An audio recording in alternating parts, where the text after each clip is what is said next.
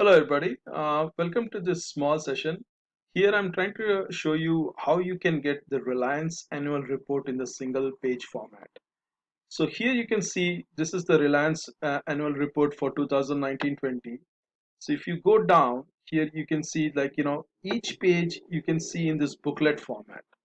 It can be pretty not that good for reading because you have to either increase this percentage here, and then you have, so if you do that then you have to scroll right to look at everything. So I have created a solution where I have converted this annual report into a single page format. So this is how it looks.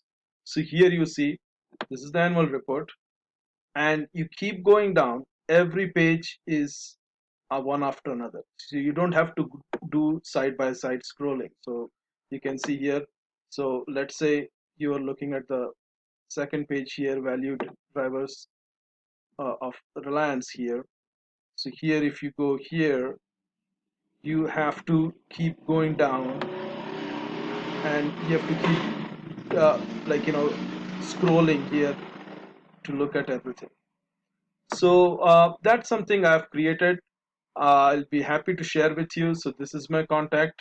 You can send me an email here and I'll be happy to show you how you can get it. Thanks, and have a nice day.